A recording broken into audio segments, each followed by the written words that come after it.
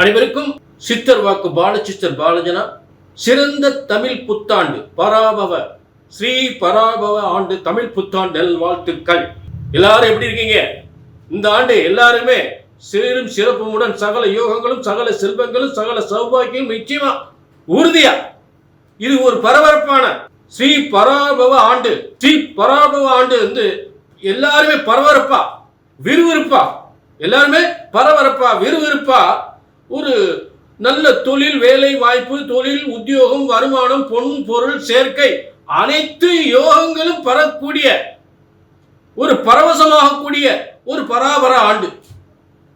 அனைத்து யோகங்களையும் இந்த ஆண்டு வழங்க போகிறது உங்களுக்கெல்லாம். அப்படிப்பட்ட ஒரு விறுவிறுப்பான ஆண்டு, எல்லா யோகங்களும் பெறக்கூடிய ஒரு சிறந்த ஆண்டாக இந்த பராபவ ஆண்டு உங்களுக்கு அமைகிறது. புரிஞ்சுட்டீங்களா? ஆக இந்த புத்தாண்டு எதற்காக நமக்கு பிறக்கின்றது? இந்த புத்தாண்டு நமக்கு எதற்காக இந்த புத்தாண்டு பிறக்கிறது? எது நமக்கு நடக்க வேண்டும், எது நமக்கு நடக்க கூடாது, எது நமக்கு நடக்க வேண்டும், எது நமக்கு நடக்க கூடாது, என்ன நல்லது நடக்கும், என்ன கெட்டது நடக்கும், கெட்டது நடக்காமல் இருப்பதற்கு நாம் என்ன செய்ய வேண்டும், எதை செஞ்சா நல்லது, எதை செய்யக்கூடாது, எப்படிப்பட்ட நல்ல யோகம் நமக்கு அமைய போகுது, எதை நோக்கி நாம பயணிக்கணும், இந்த காரியத்தை செஞ்சா வாழ்க்கையில் மிகப்பெரிய வெற்றி அடையலாம். இப்படி எல்லாம் உங்க எல்லாருக்குமே இந்த தமிழ் புத்தாண்டுல பார்க்க போறோம். புரியுதுங்களா? முக்கியமா உங்கள் வெற்றி எதை நோக்கி பயணிக்கிறது, உங்கள் லட்சியங்கள் என்ன, உங்கள் சாதனைகள் என்ன, உங்க மனசுல பட்ட வேதனைகள் எப்ப தீரும், உங்களுக்கு நல்ல உத்தியோகம் எப்ப கிடைக்கும், நல்ல கல்யாணம் எப்ப முடியும், புத்திரபாக்கியம் எப்ப கிடைக்கும், சொத்து சுகம் எப்ப வாங்கலாம், எப்ப வீடு கட்டலாம், இப்படி எல்லாம் இந்த புத்தாண்டுல என்னென்ன யாருக்கு என்னென்ன யோகங்கள் நடக்க போகுதுன்றத இந்த பராபவ ஆண்டு உங்களுக்கெல்லாம் எப்படி இருக்க போகுது அப்படின்றத நம்ம பார்க்க போறோம். எல்லாருக்கும் சிறப்பா பார்க்க போறோம். புரிஞ்சுட்டீங்களா? ஆக இது பெண்களுக்கு ஒரு சிறந்த சாதனைக்குரிய ஆண்டாக அமைய போகின்றது. பெண்கள் சாதனை புரிய ஆண்டா, மிகப்பெரிய சாதனை, உலக சாதனை, பெண்களுக்குரிய உலக சாதனை செய்யக்கூடிய பெண்கள் ஆண்டாக அமைய போகிறது. அது மட்டும் இல்ல, ஒரு எல்லாருக்குமே ஆண் பெண் எல்லாருக்குமே ஒரு ஐஏஎஸ் ஆகலாம், ஐபிஎஸ் ஆகலாம், டாக்டர் ஆகலாம், இன்ஜினியர் ஆகலாம், மிகப்பெரிய தொழிலை தொடங்கலாம், மிகப்பெரிய தொழில் நிறுவனங்கள் தொடங்கலாம், பெரிய ஐடி கம்பெனி ஆரம்பிக்கலாம், பெரிய தொழிற்சாலை தொடங்கலாம். எல்லாருக்குமே திருமண யோகம், திருமணம் ஆகாதவர்களுக்கெல்லாம் சிறந்த திருமண யோகம், நிச்சயமா சுப காரியங்கள் போல சிறப்பா நடக்க போகுது. எல்லாத்தையும் சிறப்பா பார்க்க போறோம், எல்லா ராசிக்கும். அதே நேரம் இது பொது பலன், இது ஒரு பொது பலன். இப்ப கடகராசி விஜய் எடுத்துக்க. கடகராசி வந்து விஜய் ஒரு அரசியல் மிகப்பெரிய சாதனை, அரசியல் களம் இறங்கி விட்டாரு, வெற்றி அடைய போறாரு, அரசியல் களத்துல இறங்கிட்டாரு, சினிமாவில் பெரிய சாதனை பண்ணிட்ட, உலக சாதனை பண்ணிட்டாரு, சூப்பர் ஸ்டார் ஆயிட்டாரு. இப்ப அரசியல் களத்துல இறங்கி மிகப்பெரிய வெற்றி அடைய போறாரு. அப்ப எல்லாருமே கடகராசிக்காரவங்க பூரா இந்த சினிமாவில் சாதிக்க முடியும், அரசியல் களத்துல வெற்றி அடைய முடியுமா? அப்ப உங்களுக்குன்னு ஒரு விதி எழுதியிருப்பாரு ஆண்டவன். அதுக்காகத்தான் முன் உதாரணமா சொன்னேன். அப்ப உங்க தனிப்பட்ட ஜாதகத்தை பார்த்துக்கணும். புரிஞ்சுட்டீங்களா?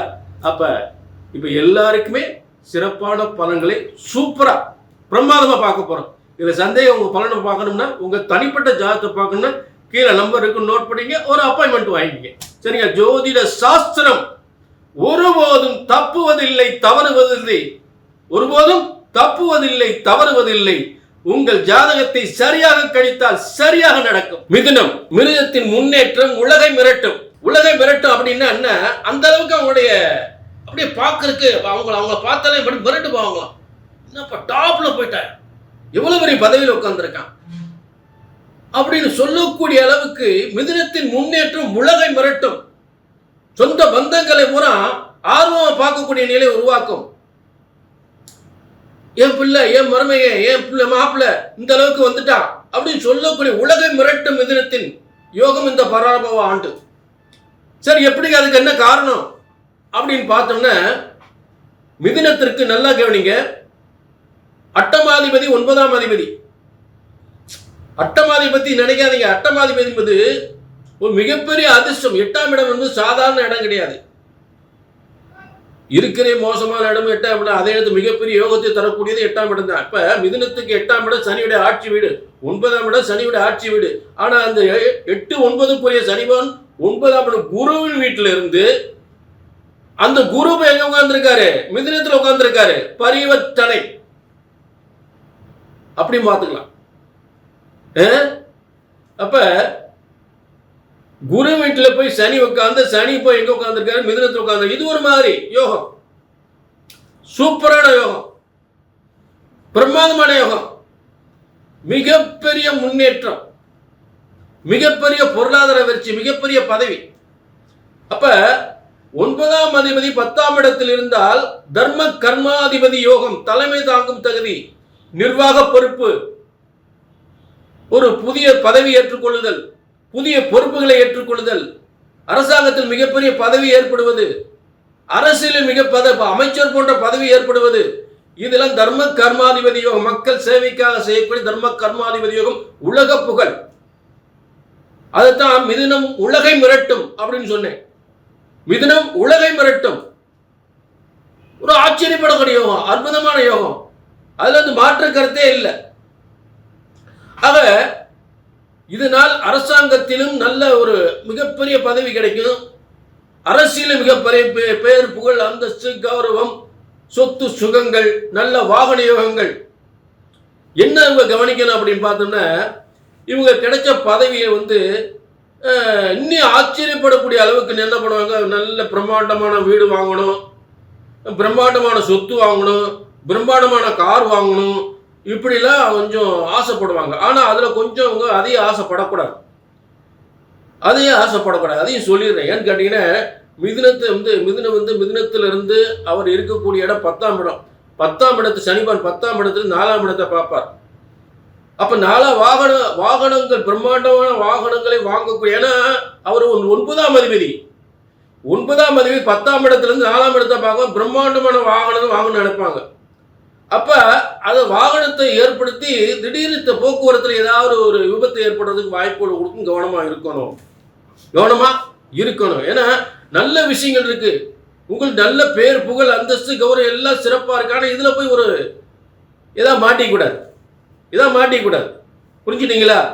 ஆக அதிக ஆசை கொஞ்சம் அடக்கி வச்சிருங்க, சாதனை படைங்க.